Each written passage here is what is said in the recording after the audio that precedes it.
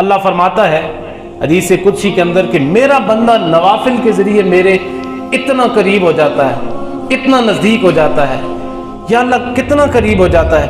میرا رب فرماتا ہے حتی احببتہ، اتنا قریب ہو جاتا ہے کہ میں اس سے محبت کرنے لگ جاتا ہوں. اللہ تعالیٰ اس سے محبت کرنے لگ جاتے ہیں. یعنی یہ جو فرائض کی ادائیگی ہے یہ تو ہمارے لیے لازم و ملزوم ہے، اس کے بغیر تو ہمارا کوئی چارہ کار ہی نہیں ہے. یعنی اس کی تو پوچھ گچھ ہم سے ہونی ہے. جی آپ نے نماز نہیں پڑھی، ایک نماز بھی اگر ہم چھوڑیں گے اس کا بھی حساب کتاب ہوگا. لیکن قرب الہی کے لیے، اللہ تعالیٰ کے نزدیک ہونے کے لیے، اللہ تعالیٰ سے اپنی بات کو منوانے کے لیے، اس کا خاص بندہ بننے کے لیے نوافل کی ہمیں جو ہے نا وہ تربیت دی گئی ہے. اور نوافل کیا ہیں؟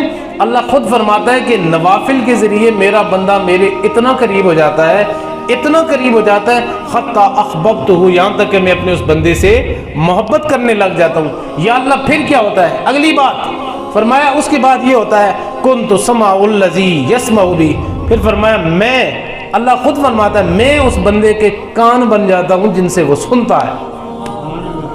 حدیث قدسی کے الفاظ سنا رہا ہوں. اللہ تعالیٰ فرما رہا ہے کنت سمع الذی یسمع بہ، میں اس کے کان بن جاتا ہوں جن سے وہ سنتا ہے. وبصرہ الذی یبصر بہ، میں اس کی آنکھیں بن جاتا ہوں جن سے وہ دیکھتا ہے.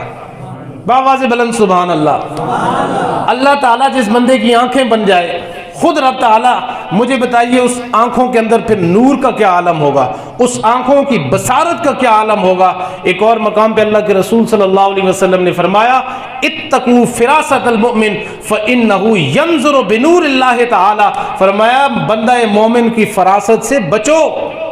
جو نیک بندے ہیں ان کی بارگاہ میں جا کے ان کی جو نظر ہے، دور اندیشی ہے، ان کی نگاہ ہے، فرمایا ان سے بچ کے رہو. فَإِنَّهُ يَنظُرُ بِنُورِ اللَّهِ، اس لیے کہ وہ خود نہیں دیکھتے بلکہ وہ اللہ تعالیٰ کے نور سے دیکھتے ہیں، اپنی طرف سے نہیں دیکھتے. ان کی نگاہوں میں رب تعالیٰ کا عشق اور محبت کا جذبہ اتنا بڑھ جاتا ہے. فرمایا رب تعالیٰ نے کہ وہ میں ان کی آنکھیں بن جاتا ہوں جن سے وہ دیکھتا ہے. پھر فرمایا کہ میں ان کے ہاتھ بن جاتا ہوں جن سے وہ پکڑتا ہے. یہ ساری باتیں فرمائی. فرمایا پھر وہ بندہ اتنا میرے قریب ہو جاتا ہے کہ وہ بندہ میرا محبوب بن جاتا ہے. جب محبوب بنتا ہے پھر اللہ تعالیٰ اس کو ولایت عطا فرما دیتا ہے. یہ ولایت کے پھر آگے درجات آتے ہیں.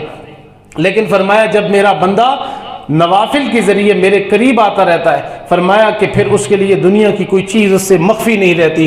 پھر اس کے لیے دنیا کو میں کشادہ کر دیتا ہوں، رزق اس کے لیے کشادہ کر دیتا ہوں. اس لیے میرے دوستوں اور بزرگوں کوشش کیا کریں کہ ہم بھی اللہ تعالیٰ کی بارگاہ میں فرائض کی ادائیگی کے بعد نوافل کی طرف آئیں. راتوں کو اٹھنے کی کوشش کریں، تہجد گزاری کو اپنا معمول بنائیں. تہجد کے اندر جو لذت، جو چاشنی ایک دفعہ بندے کو نصیب ہو جاتی ہے وہ پھر کسی اور کام کے اندر اس کو نصیب نہیں ہوتی. اور ایک روایت کے الفاظ یہ بھی ہیں، فرمایا کہ رات کا جب تیسرا پہر آتا ہے اللہ تعالیٰ آسمان دنیا پہ آ کے اللہ تعالیٰ کی رحمت پکار پکار کے آوازیں لگاتی ہے کوئی مجھ سے رزق مانگنے والا میں اس کو رزق عطا کروں، ہے کوئی مجھ سے اولاد مانگنے والا میں اس کو اولاد عطا کروں، ہے کوئی مجھ سے دنیا کی کوئی اور نعمت مانگنے والا میں اس کو عطا کروں. فرمایا اس وقت بندہ اٹھ کے رب تعالیٰ کی بارگاہ میں رو رو کے گڑ گڑا کے جو بھی مانگتا ہے اللہ تعالیٰ اسے عطا فرماتا ہے، اسے اللہ تعالیٰ عطا فرماتا ہے. حضرات محترم میں عرض کر رہا تھا کہ قرآن کریم کے اندر ہمیں یہ بتایا گیا کہ سچوں کے ساتھ ہو جاؤ. اور ہم ہر نماز کے اندر بھی دعا کرتے ہیں سورہ فاتحہ کے اندر کہ انعمت علیہم غیر المغضوب علیہم ولا الضالین. یا اللہ ہمیں ان لوگوں کے راستے پہ چلا، اہدنا الصراط المستقیم. اے اللہ ہمیں ان لوگوں کے راستے پہ چلا انعمت علیہم جن پر تو نے انعام کیا ہے.